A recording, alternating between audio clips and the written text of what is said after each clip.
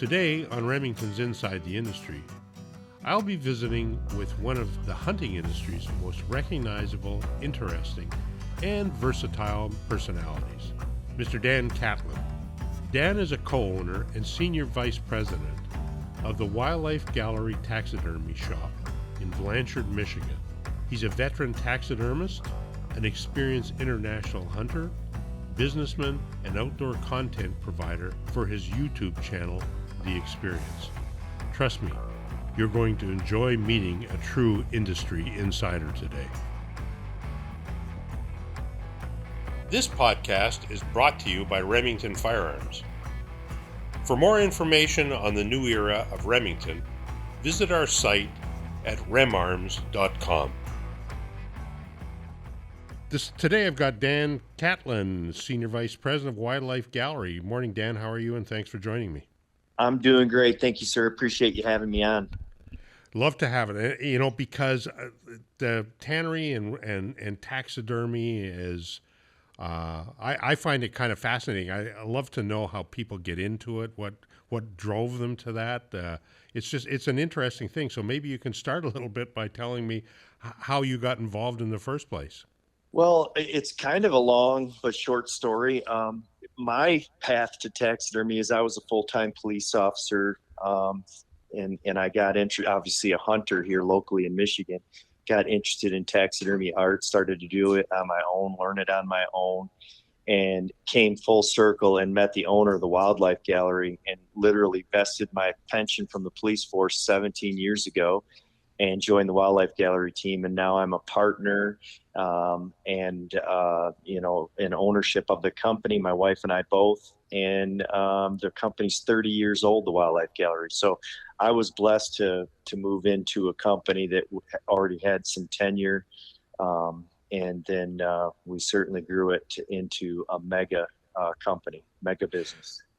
And look, I'm willing to bet, like 17 years ago, I think it's always been challenging being a police officer. I think, because I don't think people are, and I hate to use it, but people are generally assholes. They speed, they know they were speeding, they get stopped, and it just, instead of saying, yeah, I was speeding, go ahead and write me a ticket, they start arguing and fighting and things like that. But my gut feeling is much better being a police officer, and you should be thankful that you left 17 years ago, because I would sure hate to be one today. Yeah, I thank the Lord blessed me exponentially because, obviously after leaving the force and getting myself deeply ingrained in the Wildlife Gallery taxidermy business, the world kind of went to shit, and any respect law enforcement had, they lost it quite a bit. I mean, I don't want to get in a political discussion, but let's just say I was one of the lucky ones, and I was able to get out when the getting was good. And man, I'm living a dream life with our company now, and having the opportunity to travel and hunt and represent our brand all over the world. Yeah, good for you. What is I can't remember the name. If you'll kind of jog my memory a little bit, because I have a great story about who's the largest supplier of forms to the taxidermy world. That's the McKinsey taxidermy supplies. Yeah. So I've kind of been a turnaround guy my entire life. I've worked for a number of different companies, taken over a bunch of them, owned some. And in 2001, I was asked to take over, or to come to prepare Crosman Corporation for sale, which I did. Crosman Corporation is the air gun company. It was a little dinky company at the time, but we built it up to the largest in the world, etc. But kind of during that time, and I don't remember exactly, it might have been 2002, 2003, something like that, McKinsey came up for sale, and I looked at it and I said, boy, I really want to buy this company. Because it was a phenomenal company. It was not as big then as it is today by a long shot, but it was just incredible, their company and how many customers they had across the United States and the growth potential. And 90% of their business was a cash business, because these small taxidermists, they buy a lot of things. They buy their molds with credit cards and things like that. It was a tremendous business, but unfortunately, we didn't have the opportunity to get involved in that acquisition because we were going through a sale ourselves at that very time, and I've remembered it ever since and thought, boy, this company is really would be a neat company to acquire. Yeah, and McKinsey obviously did a great job of expanding and growing it across the U.S. And we have some similarities because the biggest portion of the wildlife gallery, which some don't know, is our tannery. Our tannery is a wholesale company, so we have two companies in one. The tannery, which we have two of them in Michigan, we have 7,000 customers. So there's 7,000 taxidermists that use our tannery for us to tan the skin.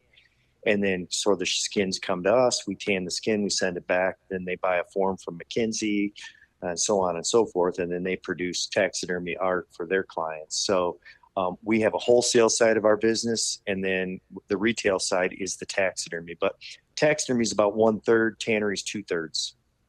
Yeah, Dave told me. I think you've got the. I imagine it's probably taxidermy and tannery that are the largest in the country. Is that right? Yeah, for sure. The tannery for sure is, and I would say we're in the top 3 or 4 in the taxidermy business as well. And we also have a dedicated team that does trophy room design and build interior mountains and habitat scenes for Africa, Savannah, all the way to Asian mountains of Mongolia, and then we have a custom wood shop as well. So we build all of our own bases, so we can build cookie cutter bases all the way to custom desks and furniture for trophy rooms. So yeah, we're pretty multifaceted at the Wildlife Yeah, Gallery. that's pretty impressive. I had no idea, because you see things, you think, okay, well, this is a cookie cutter thing. But Dave was telling me a lot of this earlier today, so I was Yeah. pretty interested. Um, the what makes a good what makes a good tannery? I think what makes a good tannery is certainly the product is first and foremost. You have to have a good soft leather that's going to be, it's got good stretch and good durability and great shelf life. Taxidermists tend to get behind, and even at the Wildlife Gallery, we're behind right now for the first time since I've been around for 17 years with the corporation. It's just, behind is we're 9, 10 months out instead of 6 months out. We like to keep our turnaround around 6 months, but you got to have some shelf life to that leather. So, and that's a big part of it. And I think the second part is just great customer service. And what we do with our customers and what's growing our tannery certainly is we've got 2 semi reefers on the road that can take it in raw, frozen from the taxidermist, and we take it right from the raw frozen state to turn flesh salt, and then we send it to the tannery, tan it, and then take it back. So we absorb 50% of the shipping costs for our clients. We go across the country on truck lines, so we have logistics, basically a logistics company within our company with our semis as well. So providing great customer service. It, you said you were behind. That's like why? I mean, is it? Well, I don't mean to pry into your business too much, but are you behind because hunting has increased by there's more people doing it, or is it more challenging getting personnel? What's kind of the reason? I'm interested because well, I'm just interested. I'll tell you why in a Yeah, bit. it's a combination of things being backed up. Certainly, volume of work with the taxidermy part.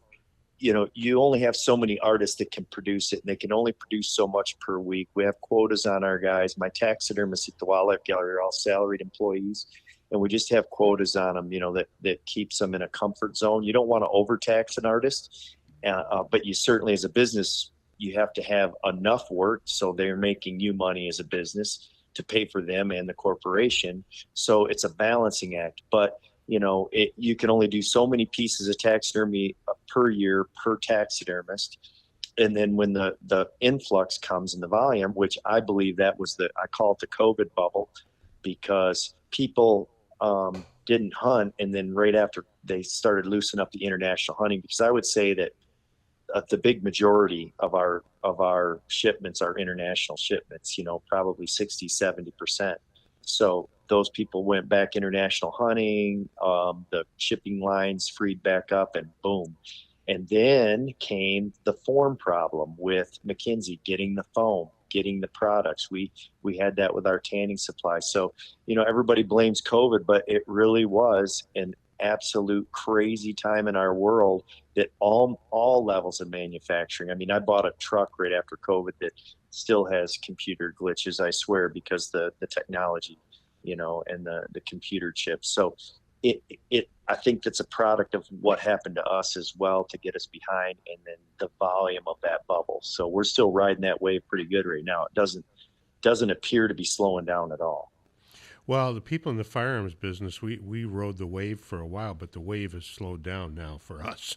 Yeah, You know, yeah, I mean, it hasn't come to a grinding halt for sure, but I mean, it certainly, there was a huge increase for a few years coming out of COVID, and then it just, you know, it yep, caught up. The inventory built up in the stores. You know, people are feeling a little more secure, I think. But yep, there's no question about it. And during this next election cycle, that will increase again, yep. like it does with every election cycle. But I was interested from the taxidermy, from the tannery standpoint, to try to understand.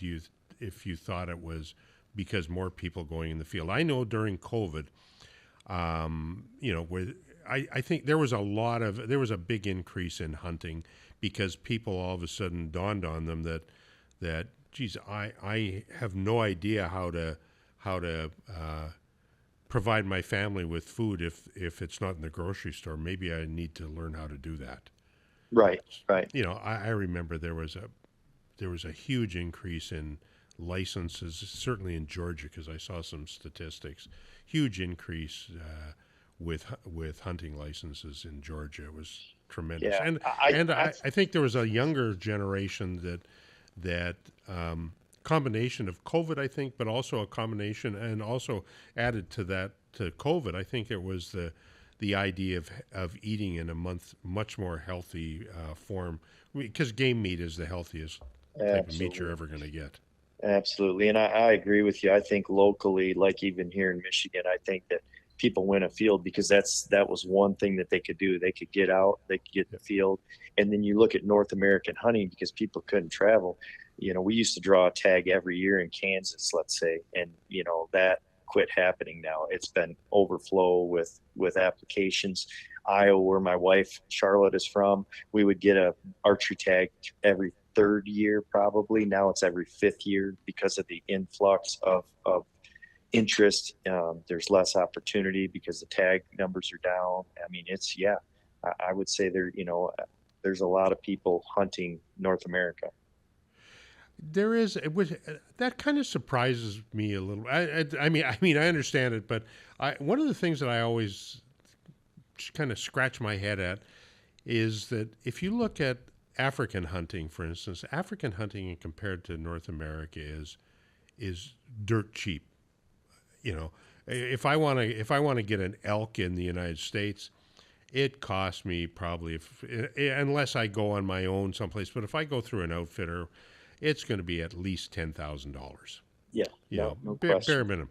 Yet I can go to Africa and I can get like 3 or 4 animals for that price. The only thing is, the only cost difference is I have to pay for a flight. Okay, so if I'm really careful, I can probably get a fairly inexpensive flight for $2 or $3,000, and and all of a sudden I'm far, you know, I can get so much more for the same price.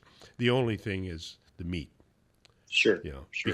because I'm a meat hunter. I hunt Yeah, every year for meat, but it always surprises me that so few people go international hunting, or African hunting. I shouldn't say international, but African hunting, because they're so worried that it's so expensive, and it just isn't compared to the U.S. sure. No, I get it. Yeah, that's been that way, but certainly with our customer base, we have quite a bit of African hunting, that's for sure. Well, you said I can't remember what percentage of yours are 60 to international. 70% Yeah. is international. What So what happens? Your business will be affected tremendously if our great U.S. government decides at some point in time that we're not allowed to import some of these trophies. Oh, absolutely. It's been an ebb and flow with the elephant when they halted the importation of elephants. We figured between the tannery and taxidermy of our business, it was $1 million hit to our corporation. And right after that, we started a depot in Alaska to start brokering bears, moose, sheep, goats, all that out of Alaska to start to try to make up for that shortfall, as a business decision. But yeah, we were riding the wave of Africa, especially when they were really importing Botswana elephants, and but when they stopped all that and it hit the brakes, it was a huge impact those first couple of years on us. Did you happen to see it just recently? This was just last week, as a matter of fact. If you haven't seen it, I'll send you the link to read about it, because the president of Botswana, they're voting now in Germany and the UK about banning the elephants and lions importation from Botswana specifically. And Wow. the Botswana right now has 130,000 elephants. People have no idea. Anyhow, the president said he would be happy. He will load up 20,000 elephants and ship them to Germany so they can see what it's really like to live with these elephants. Yeah, And exactly. yeah, I mean, people have no idea. It's just freaking phenomenal to me that people look at them and they're such nice, wonderful, and they are wonderful animals, but they're not like the pet dog. Yeah. They can destroy crops. There's over 400 people a year killed in India from elephants, and that doesn't count the number of people in small villages in Africa that lose their entire crops and can't feed their village, etc. It's ridiculous that people don't grasp that. Yeah. And So none many of them, people live in a bubble. yeah, They live in a bubble, and politics always plays a role, and that's the unfortunate part. Instead of educating, they start throwing stones. well, the fact that even now, you said instead of educating, there's lots of educational information, but nobody seems to want to read into it. I think Right. what happens is I don't know what's happened. People just don't investigate anything more. They watch CNN and day in and day out, and they think, oh, it must be factual, Sure. you know. Sure. And the other thing, they haven't seen a pissed off elephant before, Yeah. Yeah. because For they're sure. not nice. No, they're definitely not a pet. uh, you you've said this a few times now, the artist, and I think one of the things a lot of people don't understand is these taxidermists truly are artists. At least the good ones are. The other ones are maybe just stuffing, cutting, fitting, but they're truly not artists. I think. So how do you get these people? How do you find them? It's interesting. We have a mix of veterans, and then we're training youthful guys, which is really fun to watch the development of the young people with interest in the art of taxidermy. And we're having our Mid Michigan taxidermy competition. It's actually in our hometown of where the tannery is, Mount Pleasant, Michigan, at the casino, where the taxidermists from all over the state and even other states come and compete against each other. And a big part of it is not just the ability to mount an animal, but it's the artistic pose, composition, putting everything together with habitat bases, and so I would say my young guys are doing that. The older guys have already done their time. One of our taxidermists, who's a VP for me now, Owen Eldred, is a world champion taxidermist, and he does judging. He's a mentor. He does seminars at these all over the country, not just Michigan, but all over the country. So we have a good mixture, and we're constantly doing training of the new up and comers, and some of the youth is just amazing. It's that young man or young woman that they don't really, they want to do a trade, they want to work with their hands, they're not looking to go to college or whatever. And in our corporation, if we can get the right person first and with the right mindset. We offer a great benefit package with 401k, insurance, wages. We employ over 150 people, so we're a company that people want to work for, and it's highly competitive to get into our taxidermy business. And if you get in and you do the right things and you have the right ability, we're going to make it a career for you. That's our goal. You know, I think that's just fantastic. We find ourselves in a little bit of the same um, situation that people uh, somehow the United States. I was born and raised Canadian, so it was a little different mindset there. I don't know that it is now because I haven't been there. I haven't lived there for about 20 years, Right. but at the time, there was the technical schools that were really, really big. People would decide from high school what they wanted to do. There was even high schools that were more technology driven, had big auto shops and things like that. And then they would go, instead of going to college, they would go to the technical school to learn a trade. When I first moved to the States was 25 years ago, something like that. It really surprised me that there was the number of people. Everybody felt that they had to go to college, and I thought, well, just a Right. second, that's not true. But we're building a new factory in Georgia. We've been there for a couple of years now, and are just now starting to build a pretty big factory. And we're involved with the Lagrange Economic Development Group, and what they really work with is the local colleges and high schools, and we're getting some phenomenal kids out of high school Yep. that are CNC operators that they went to school to learn how to become a CNC operator. Right. As opposed to, because I think generally what happens is that a lot of these kids that to are in high school, they know that they want to work with their hands, but I think their peers, their parents, all kinds society Sure. drives them to go to Yeah. college Oh yeah. and they do that, and they know they hate it. There's nothing they want to do about it, and they eventually end up going down the path that they originally wanted to Sure. after they've spent a fortune in going to get a degree that is useless that they can't use anyway. So I think it's Exactly. great when there's people that are, and I think more and more and more it's starting to change. I hope so anyway. Yeah, I, Um, I I agree with that. I think the trades are starting to become popular again, and they're you can make a really good, honest living doing them nowadays again. So well, yeah, and if you take somebody that becomes a tradesman, whatever they are, that is, directly out of high school, because people should get a high school education, but yeah, you get a absolutely. tradesman coming out of high school, and there's no way in the world that most of these college graduates will ever catch up to them financially. Yep, You know, because absolutely. it's They start right out of the gate. yeah, exactly, and so most of the college graduates, whatever degree they get, they have also spent.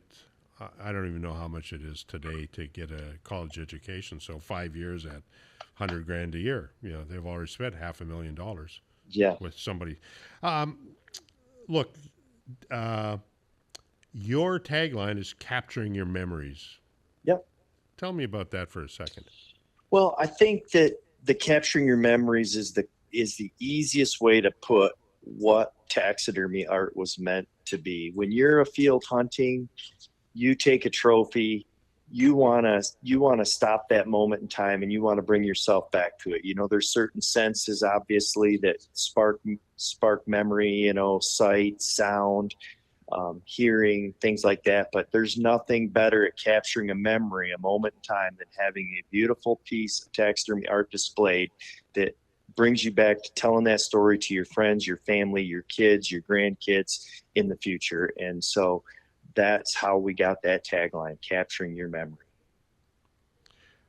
And how do you get that from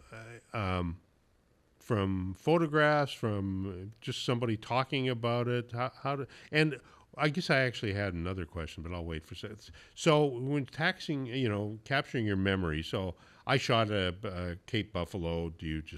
Does the taxidermist or whoever it is, do they talk to me about it and then kind of hear what I have to say about it and then turn that into my mount, or how do they go Yeah, about sure, doing that? sure. I mean, obviously it's price specific, you can get as crazy as you want, but a head mount on a wall, a half body, a shoulder mount, that animal with an environment, right down from, the deer head you shoot in the backyard, it's all relative to capturing that memory. With some folks, it's a trophy room display. It's a mountain scene with all their animals displayed on it that they can have those memories displayed in that manner. So, it varies based on what the species is, what your budget is, and what your space is to put it or display taxidermy work. Now, do you have you talked about some of the taxidermists, and you've got an award-winning taxidermist, Owen, I think you said his name was. Yeah. Do clients specifically ask for a certain taxidermist, or? Not typically. We're very team based. So our taxidermy production area where things are put together is a big cooperative, and we have a quality control aspect of it too with the senior guys, and then everybody has input to look at things as they're going together. So there's a lot of help. So you got like a dozen guys that are all at various levels of taxidermy. Some of them in our room are apprentice, and some of them are master taxidermists, and some of them are in between. But everybody has something to bring to the table and a set of eyes. So, it's not specific. Now, when it comes to like the cats, we have a young, I say young, gosh, he's probably 38, 40 years old now, but he was one of our high school students when I first started, right out of high school, so he's in his 30s now anyway, so he's not that young. But yeah, he's a cat. He does our cats. So specifically, if any cats are mounted, he is involved with it, either 100% or at least 50% to set all the detailed areas, especially the eyes, the ears, the face, the mouth, those things. I think that certainly with cats, but I think with a number of them, it's the eyes that. Oh, absolutely. That's they the have soul. to be there. Yeah. What percentage? Look, what percentage do you get our birds versus bigger, larger animals? So like bird taxidermy? Yeah. We don't actually do birds or fish anymore. We went away from it because of it's such a different area, and when you look at what our expertise is in, it was causing us more grief than it was good. So we pass it on to somebody else, or just basically turn it down. So the birds and fish part, we have guys that can do it, and on certain deals, if it's a scene and we have to do some, we can, but we don't just do them by virtue. Like someone shoots a turkey or waterfowl, whatever, we just don't take the work in. We can refer it to someone else. Right. Actually, I think that's pretty smart. To me, it's kind of stick with your knitting. Yeah. The other thing, I think it becomes a bit of a challenge, because to me, I've got a couple of birds, not a tremendous number of them, but I think they're like most things. They're just as difficult, maybe even more so, than a larger animal. But I don't think you get nearly the same amount of money out of it either. No, it's a niche, but they are difficult. There's no question. It's a different kind of difficult. As far as like the amount of supplies going into it, much cheaper to mount a bird, but the amount of effort and ability is super high up there. So, I mean, it's a difficult project to do it right, Now, you're a taxidermist yourself? I am. I don't do it anymore, really. I've done a few things during COVID. I did more taxidermy than I had done in several years, because obviously I'm in the management and leadership of the business. And so, yeah, as far as actually doing the hands-on, very little. More skinning in the field with clients when I go hunting than actual taxidermy. So what happens with your animals when you bring them back? Well, we have a shop at our house. So my wife and I do put some of ours together, and then some of the big projects the guys will do here at the shop for me, and we'll take them and display them at conventions. But pretty much my stuff's done. I was fortunate to hunt the North American sheep. So those are all mounted, and I've got lots of deer heads, and it's real easy for me to do deer heads for the house. But our house is full of taxidermy right now. We have a mountain in our house, my wife and I. She is much of a hunter as I am. And so, yeah, we're just really fortunate and we're running out of room. I understand she is catching up to you quickly and working on her Grand Slam, sheep Grand Yeah, Slam. she has the stone sheep to go, and she's heading with Prophet Musqua for the stone sheep this fall in British Columbia. So, yeah, it's one of those dreams. I couldn't believe that I was able to work it out and achieve it myself, and then things started to fall in place, the right place at the right time on certain opportunities, and certainly other people blessing us with opportunities. And now she's one sheep away. So, and she's tough. She got a lot of grit to, just to go through the suffering of a mountain hunt, sleeping in a pup tent on top of the mountain. Um, she's done it, and she's tough. Yeah, I'm past those days. I want some luxury now. Yeah, I kind of I've like the been luxuries. I've been cold and miserable Yeah. often enough. I don't need that. And the worst of it to me is when I do that is I want to have a warm shower and a bathroom at the end of the day. Yeah. Or sometimes No, after my coffee, I really want to go to the restroom before I go I get someplace. it. Not a tree.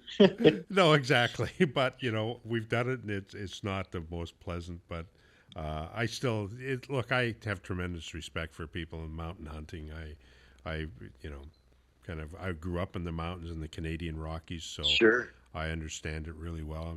As a kid, spent days and days on end climbing up Yes. things, and it was Yeah. wonderful. But I'm not sure how much climbing up mountains I want to do today. I'm not a No. kid anymore by any It's like stretch of the imagination. I was told I needed to do it, and while I was young, and I got lucky to do the Dall sheep. I think I turned 43 on that hunt, and so I was able to get it done a lot quicker. And my wife she just turned 57, and so she'll hopefully kill her Grand Slam ram at 57. So, um, she hopefully she can get that out of the way. But yeah, she's worked hard at getting herself in condition to be able to do it. So Well, that's one of the bonuses is the physical aspect. yeah, well, and people surprisingly if you happen to say, "Well, I hunt," and they go, "Yeah, okay, so what do you do to condition?" I mean, you're not, they have no idea how even fairly easy hunting that hunters have to be in good condition. They just Yeah, don't get it. for sure. I would say probably the people that are in the best condition are probably mountain hunters. Yeah. Oh, I would agree with that for sure. It's Yeah, not just physical and mental. I yeah, learned really quick that the more physical fit you are, the easier it is on your brain when you're climbing a mountain to yeah. stay with it and not give up after a couple of days of climbing without getting a sheep. So, Yeah, that's one of the most frustrating things when you do all that work and you kind of come home yeah, empty-handed. yeah, there's nothing Look, up there. there's nothing up there, but I still think that the reality is that most of the time, I think that we've all been on terrible hunts. Sure. That the outfitter, the guide, whatever it was just they were just asses, and you get back and you go, okay, that was a terrible hunt, but I was with some pretty good guys.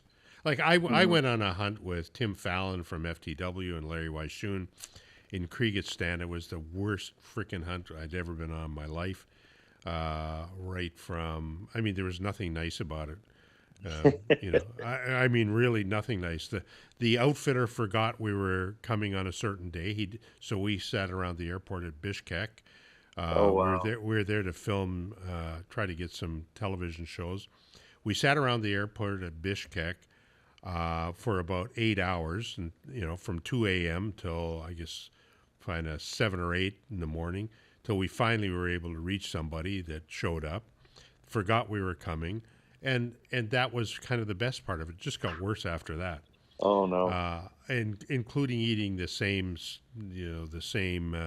goat who's had its throat slit by the locals, so in honor of us. We ate that same thing for 5 or 6 days until we got food poisoning. It was just really ugly.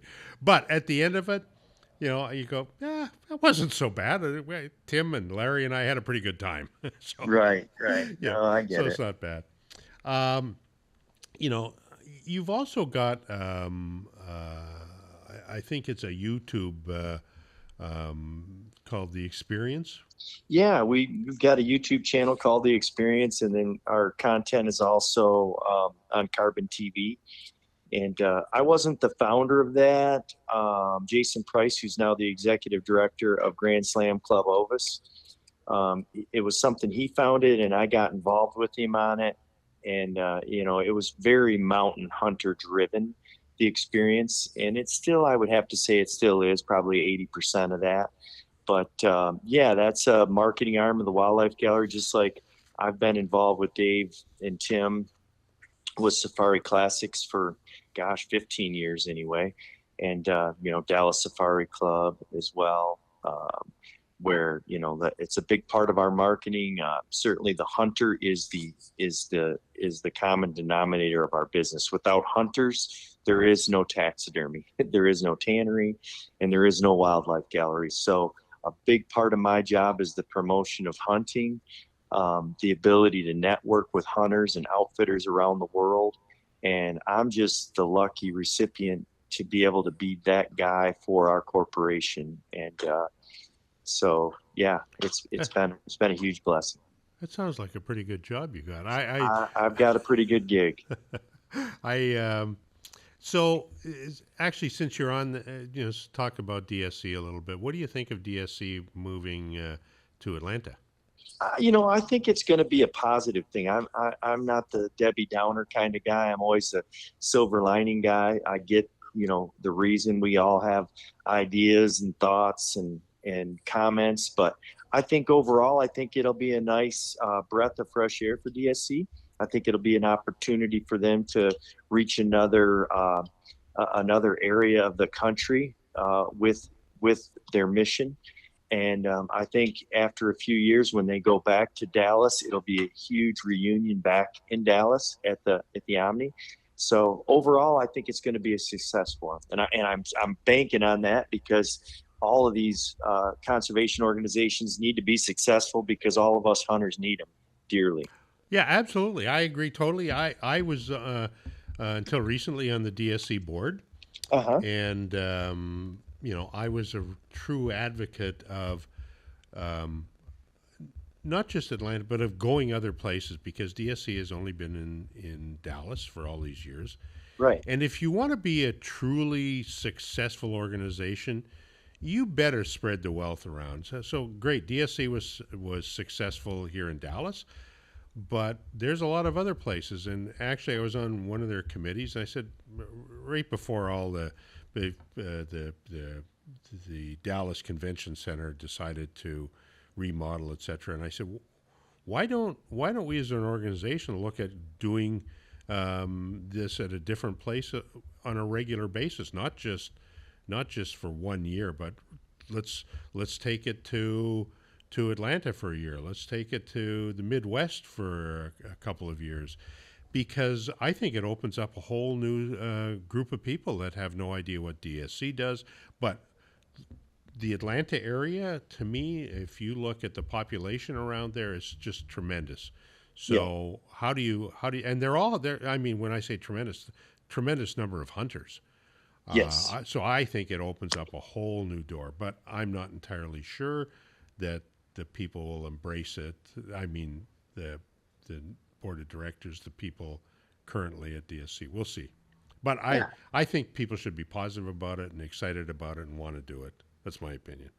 Yeah, and I think after this first go, there'll be a lot of questions answered, and a lot of I think it'll be a good buzz after the fact. I think it was the same thing, if you compare it to SCI's moving, they got stale in Las Vegas and Reno, and there was a lot of skepticism, but hope when they went to Nashville, and it turned out to be the best thing. Now they've signed on for, I think, the next 10 years in Nashville, because it's just a great venue for hunters to gather, and centrally located. I think it's the exact same scenario for Dallas Safari Club. Oh, I agree. I think what happens to a lot of people, because even before I got on the board with Dallas Safari Club, I remember having conversations with board members. Well, that Tim and Dave were involved with the board. Sure. But I've always had conversations that if you look at the people that attend the convention, who are they? okay, they're hunters, but DSC is a little bit different than SCI. They're hunters and hunters' families, et cetera, et cetera, et cetera. But where they come from, people don't fly in for that. They drive in. There might be the occasional one. I'm not talking about people that are exhibitors, but people attending. Most of them will drive maybe from as far away as 5 hours. So maybe from Little Rock, Arkansas. But people don't fly in to attend the convention. So what you're really gathering is you're getting people within a 5 hour radius of Dallas. And that's all you're getting. Nobody else. So Sure. then you go to Atlanta, you're going to get people, if you market it properly and they do all the things right, which I think they have to be very careful of. If you do all the things right, you're going to get people within 5 hours of Atlanta driving in for that very same thing, which is a much bigger population that you're getting within 5 hours of Dallas. Sure. From a hunter's standpoint. Yeah. So I just think that to localize it to one specific area for however many years SCI did and for how many years DSC has done doesn't make any sense. You have to go elsewhere. And I think for the international exhibitors, I think it's much easier for them to get into Atlanta than it is to get into Dallas. Yeah, I think they'll enjoy that with all the direct flights from Africa Yeah. right to Atlanta. So we'll see. I hope they do it right. I Yeah. think they've got to market it really well. But I'm I'm like you. I'm more of a cup half full kind of guy than a cup half empty. Yep, exactly. Yeah. For And sure. I've told people, even recently, said if you wake up and you're doom and gloom and everything is going to be shitty, I promise you're going to go to bed at night and everything was shitty. Yeah, Yeah, exactly. It's the outlook. yeah, yeah. It's absolutely the outlook. So, what about your next big hunts? Got anything planned? Well, actually, we do. Charlotte and I are going with Trigicon folks, a couple folks from Trigicon brown bear hunting in May. So we're going on a coastal brown bear hunt off a boat hunt. So Who the? that's the big one this year for me. And then I'm filming, but not hunting Mongolia with Trigicon ownership. So looking forward to that because I've hunted Mongolia several years ago. Now I get to go back and run the camera for the experience, and I'm really looking forward to that as well. So yeah, there's always travels in my schedule for hunting, and so yeah, from that perspective, I'm super blessed. How do you enjoy Mongolia? I have not hunted there, so. It's very interesting, very different from landing in Ulaanbaatar that is just so modern and normal, and then you don't drive very long on paved roads out of that town, and it turns into two-track roads going through the countryside and around the mountains. That there's like 10 different two tracks, and you just follow one that looks like it's going that way of the mountain. There's no road signs, and you get to these little towns. It's like the wild west where people ride their horses up and tie them off to a hitching post and go in for a brew. It is like stepping into a time machine out there in the wilderness. And and what about the people? Were they warm and welcoming, or Super welcoming, friendly people. Yeah, I really enjoyed my time in Mongolia for sure. what about Turkey? Have you hunted there before? I have, yeah, Turkey. I enjoyed Turkey as well, and I felt the people were super good to me in Turkey as well. So the ibex hunt in Turkey is a spectacular hunt. Yeah, that was a number of years ago though, because they haven't had ibex for. I spent a lot of time in Turkey. That's why I was asking. Okay, yeah, I enjoyed it. Who did you hunt with there? I hunted with Khan Oh, Karakai okay, when I, yeah. Okay, yep, okay, Shakar. Yep. gotcha. Okay, look, so anything else? I'm going to give you a couple seconds. Look. First of all, I think we've got to cut it off here. We've been there about Yeah. 45 minutes. It's been very interesting. I wish your wife the very best of success. I hope she gets her Grand Slam Thank you. sooner rather than later. Yeah. I wish I had actually. I told you I spent a lot of time in the mountains as a kid, and through my adult life, a lot of it. Unfortunately, I don't have the knees that I can spend time in the mountains as much anymore, but that's life. So I as you know, I told you I don't like sleeping in a tent anyway. I don't mind sleeping Yeah. in a tent, but it's the Yeah. rest of the conveniences that I prefer. But I was on actually, I was on a fly fishing trip down the Gunnison Gorge, and it was a 3-day trip, and it was absolutely fantastic. We had, you know, they loaded up the food, etc., and they had absolutely everything. You roll into camp in late afternoon. The tents are all set up. You've got a nice cot to sleep on. It's absolutely everything, and they have gourmet meals that they cook for you, and they even have a kind of a porta potty that you can go to. It's absolutely fantastic. I'd like that to be in the mountains. I'd probably figure out a way to get up there. For sure. So, Dan, look, I appreciate the time. If you'd like to take a couple of seconds and tell people a little bit about how to reach you, how to reach your company, I think that'd be great. Yeah, probably the easiest way. Obviously, you see us in a lot of the magazines, the Wildlife Gallery, taxidermy, but the easiest way is our website. It's pretty comprehensive, two sides of it with the tannery and the taxidermy, with all the products that we produce. So it's wildlifegallery.com, and you can enter our website either on the tanning side or the taxidermy side and see lots of examples of our work. It has contact phone numbers on there, email contacts on there, and we would be happy to work with any of you out there in the hunting and the outdoor world.